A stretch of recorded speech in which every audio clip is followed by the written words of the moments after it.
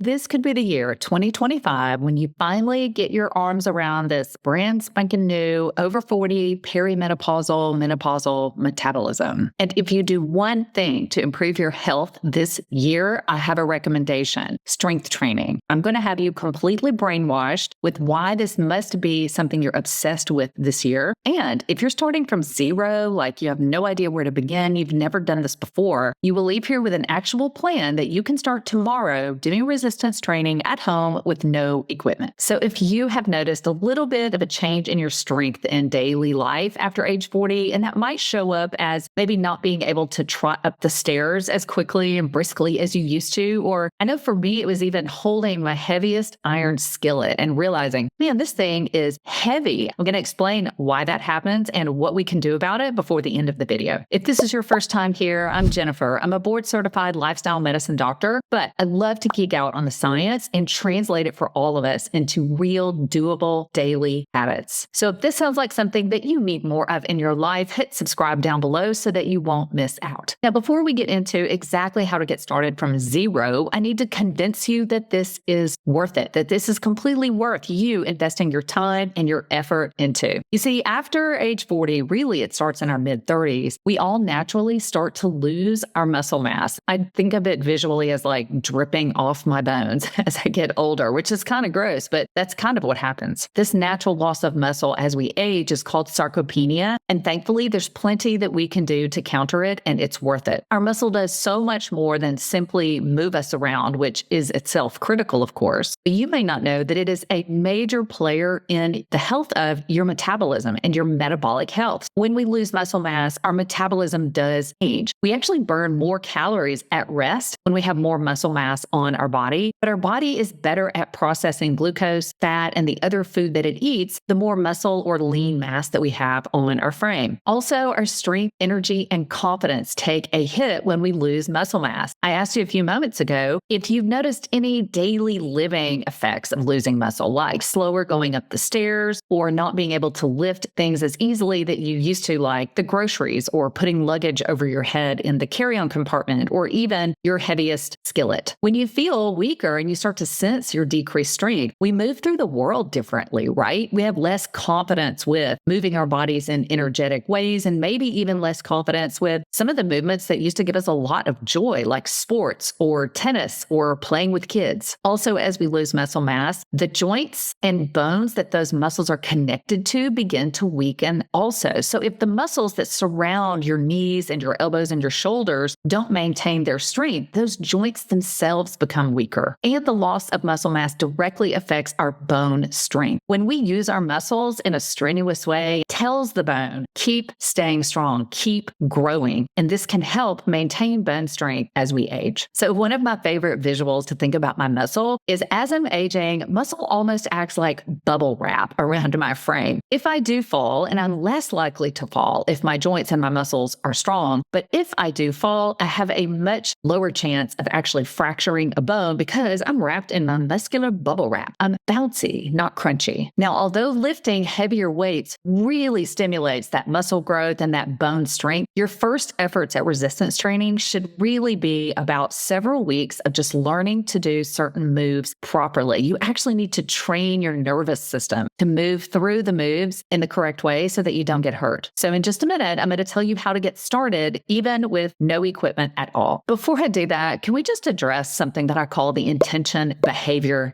gap? The intention behavior gap is that space between when you intend to do something like, yes, I'm going to start working out, and then the breakdown between what we intend to do and what we actually do, which is sometimes not follow through on what we said we were going to do, right? Am I the only one? The fact is we have a part of our brain called our primitive brain that really loves to just seek pleasure and avoid discomfort and relax and conserve energy. It is normal for you to have those thoughts and think that way and have a hard time getting started. The good news is we can learn to hack our own behavior and our own primitive brain to work through it, get it done, and get the results that we want. I mean, we've all felt this way, but one of my clients specifically I'm thinking about felt so overwhelmed, really thought the only way to start doing this was to go to the gym to actually get any real results. So she started with 20 minutes twice a week working out at home with minimal equipment. And within a few weeks, she was working out 3 times a week for 30 minutes at home. And through the course of 6 months to a year, she had measurable increase in her muscle mass just from working out at home. And before you start thinking, but I don't want to get bulky, let me just stop you right there. Listen, after 40, I'm telling you, we as women do not have the hormones. We have to put in some effort just to maintain what we've got, to not have it like continue to melt off our bones. So I promise you are not going to wake up and accidentally get bulky. What you will get is more definition, more physical strength, feeling so good as you move in your body through the world, being able to lift your groceries easily, being able to lift a kid or a grandkid or hike or play tennis or some of the things that you really enjoy. Even just going up and down stairs easily can increase your confidence and change how you move through the world. And don't forget that silently, that increased muscle mass is burning more calories at rest and doing an amazing job of helping you keep a healthy glucose regulation system. So if that's one cool nugget that you take away that you didn't already know, it's that muscle mass directly affects your glucose regulation system. So here are some ways to bridge that intention behavior gap. Some of the basic things you can do to help yourself actually do it are, number one, you got to have a powerful story in your head about this. And I hope that I've given you some of that with the information I've given you so far. You have to actually believe that it matters, right? If you think to yourself already, it doesn't work, it doesn't matter, I'm not going to see any major outcomes from this, then yeah, it's very hard to get started. So mentally repeating the importance of why you're doing this, that is really, really good for helping yourself bridge that intention behavior gap. Second, you have to make it really easy for yourself. If you are still beating yourself up for not driving 30 minutes one way to the gym, stop. It's okay. You don't have to do that to begin to get some results. When I lived in a different part of town, I was driving to the gym 3 times a week because it was really convenient, close, and I loved it. It fit into my life. I moved to a different part of town and I kept telling myself that some dream version of me was going to show up and just love to drive 40 minutes one way to the gym. Guess what? She never showed up. That version of me did not show up. I finally realized this is silly. I've had an expectation of myself. I should just fix it so it's easy to get it done. And for me, that meant getting some basic equipment at home and transitioning my workout to inside my house where it is much more likely to happen. Finally, to help you bridge that gap, don't do this alone. I say all the time, if you want new habits to be hard, do them alone. That is absolutely the way to make it feel hard. You need a partner, an accountability buddy, or a group like my free Facebook group. Some of my best fitness advances have occurred when I was simply texting a friend at 6 o'clock in the morning for accountability. Now, let's build your personal plan for starting from zero. Number one, get clearance from your healthcare professional. If you've had any physical challenges in the past, or you've worked with a physical therapist or any other movement specialist, be sure to include them in any of your plans. Step two, get your calendar, get a piece of paper, and put 2 20-minute blocks on there sometime in the next few days, separated by 1 day. But I encourage you to bring someone else into where you've put your appointment for accountability, a group, a friend, a partner, someone else who wants to start this journey with you. Step three, for me, the easiest thing has always been to not have to figure out my own plan. I want someone to just give me the moves, how many I'm supposed to do, in exactly what order. One of the easiest ways to do this, especially when you're first starting out, is a video. So in the show notes, I have linked 3 YouTube videos. I have absolutely no affiliation with these creators, but I liked the fact that their content was very basic and focused on what we consider in weightlifting to be the big core moves. But to keep it really simple for starting from zero, easiest thing to do is push play. So in the show notes, check out those videos and decide in advance which one are you going to do during the first block that you've scheduled and which one are you going to do during the second block that you've scheduled. Finally, at the end of the week, look back. Did you do it? If you didn't, instead of beating yourself up and saying, see, once again, I didn't follow through, I'm lazy, whatever, instead just stop and get curious and say,